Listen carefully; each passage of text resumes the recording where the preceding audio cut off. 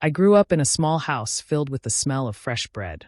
My dad, Tyler, ran the family bakery, pouring his heart into kneading dough and baking pastries. My mom, Joyce, was different, an ambitious realtor, always in high heels, always in a hurry. Money was never enough for her. One evening, as I set the dinner table, I heard them arguing again. Another slow month. When will you get it together? Mom snapped. Dad's voice was calm, almost pleading. Please, Joyce, not in front of Lauren. But she didn't care. She never did. I gripped the table's edge, my small fingers turning white. She should know what a failure you are, Mom continued, pouring herself a glass of wine. My hands shook as I tried to serve her, spilling a few drops onto the tablecloth. Her eyes narrowed. You useless girl, she hissed. Dad stepped in. It's just a little wine, Joyce. But Mom was relentless. No wonder she's turning out as pathetic as you. I ran to my room, burying my face in my pillow. Why did he let her treat him like this? Why did I feel invisible in my own home? The next morning, the house was eerily silent. No smell of baking bread. No sound of Mom's heels clicking. I found Dad at the kitchen table, staring at a note. Where's Mom? I whispered, though I already knew. He handed me the letter. It was in her neat, cold handwriting. Tyler, I can't do this anymore. I'm leaving with Larry. He can give me the life I want. Lauren, don't bother looking for me. You're just dead weight. I read it again, hoping I misunderstood, but no. She was gone. And her parting words cut deeper than I could ever explain. The next few months were a blur of courtrooms and whispered conversations. Mom never showed up to fight for custody. Dad squeezed my hand when the judge finalized it. It's just you and me now, Lauren.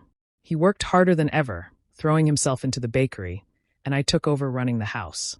By 14, I was cooking, cleaning, and making sure bills were paid. Life was exhausting, but we managed. Then, on the night of my 16th birthday, Dad came home pale, holding a letter.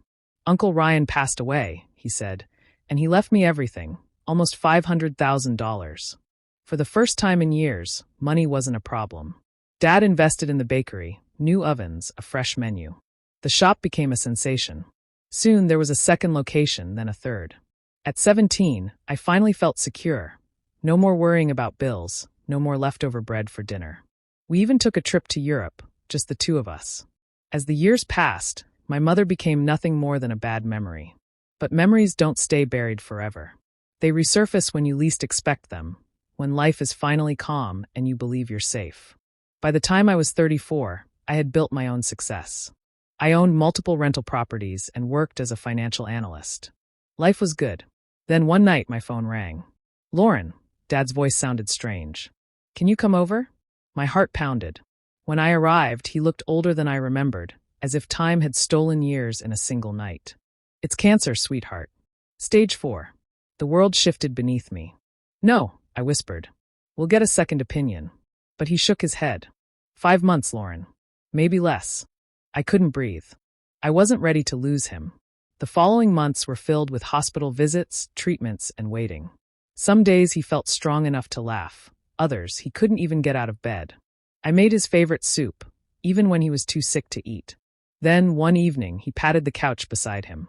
Lauren, I need to talk to you. I swallowed hard. I'm selling the bakeries. The money's yours. You'll be set for life. I shook my head, tears burning my eyes. I don't want your money, Dad. I want you. He smiled softly. I know, but this is my way of taking care of you. 6 months later, on a quiet Sunday morning, he was gone. The funeral was a blur. His absence was suffocating. I sat in his empty house, holding his favorite apron, inhaling the faint scent of sugar and flour. The lawyer had already been by with the paperwork. Everything was mine now. I should have felt relief, but all I felt was loss. Just as I began finding my footing again, my past came crashing back in the form of a single phone call. Lauren, my mother said too sweetly. I'm back in town. I should have hung up. I should have ignored her. But the little girl inside me still longed for answers. Let's meet, I said, shocking myself. The next day, I arrived at the cafe, stomach twisting. She walked in, older but still elegant. But she wasn't alone. A young girl, 18 at most, followed her. Lauren, darling, Mom cooed. This is Anna, your sister. I blinked. My sister? Mom leaned in, her voice dripping with hope. I heard you have rental properties. I was wondering. She trailed off, but I knew what she wanted. Money. Always money.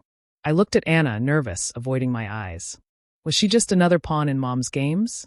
Against my better judgment, I offered them an apartment. Just utilities, I said firmly. Mom beamed. Oh, Lauren, you're an angel. But as weeks passed, I noticed something. Mom never asked about my life, my grief, my struggles. She only called when she needed something.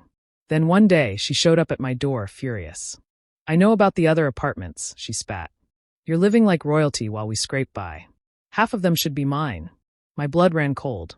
Here we go again. I laughed, but there was no humor in it. You lost any claim to my life when you abandoned me. Her tone turned sickly sweet. Think of Anna. She needs tuition money. I shook my head. Anna's education is not my responsibility. Her face twisted in rage. You ungrateful brat. After everything I've done for you. My temper snapped. Everything you've done for me? Like leaving me with a note. The mask cracked. She lunged, but I stepped back. Enough, I said. You have 31 days to leave. I handed her the eviction notice. This time, I was the one walking away. The next morning, whispers followed me. Strangers glared. Friends stopped calling. Then I saw it, the tweet. My daughter Lauren has 5 apartments and refuses to help her struggling mother and sister. She's forcing me to pay rent when I can barely survive. The comments were brutal. My boss called me in. Fix this, he warned. That night, I called Mom. Your utilities are unpaid. She scoffed. You can afford it. Something inside me broke. If she wanted war, she'd get it. My lawyer was blunt. You have every right to evict her. I filed the paperwork. When I served her, she shrieked. You won't dare take me to court. I stared at her, unwavering. Watch me. The courtroom was tense. Mom sat across from me, crocodile tears in her eyes. Your Honor, she sniffled. My daughter has turned her back on me. She's throwing her own mother and sister onto the streets after everything I've done for her. I clenched my fists, willing myself to stay calm. My lawyer stood. Your Honor, we have evidence that tells a different story. He laid out the facts. Mom's abandonment, the termination of her parental rights, her failure to pay child support, and the months of unpaid utilities. Then came the final blow. Additionally, we've discovered Mrs. Stevens owns another apartment, which she rents out for profit. The courtroom fell silent. Mom's face drained of color. The judge turned to her, voice stern. Is this true, Mrs. Stevens? She opened and closed her mouth before whispering. Yes, Your Honor. His expression hardened. This court grants the eviction. Furthermore, Mrs. Stevens will pay back rent for her time in the apartment. This behavior is unacceptable. The gavel struck, sealing her fate. As we walked out, I saw Anna standing hesitantly near the door. My heart ached for her. Anna, I said gently, if you ever need real help, reach out. Tears welled in her eyes. I'm sorry, Lauren, she whispered. In the weeks that followed, Mom and Anna moved out. I heard they relocated to her other property. I didn't try to contact them, and they didn't reach out to me either. Standing in the now empty apartment, memories flooded me. The hope I felt when Mom returned, the pain of her betrayal, the stress of the court case. But beneath it all, something felt different. Lighter. Freer. I had finally broken her hold on me. I took a deep breath, stepping into the next phase of my life. The past was behind me, and for the first time, the future was truly mine.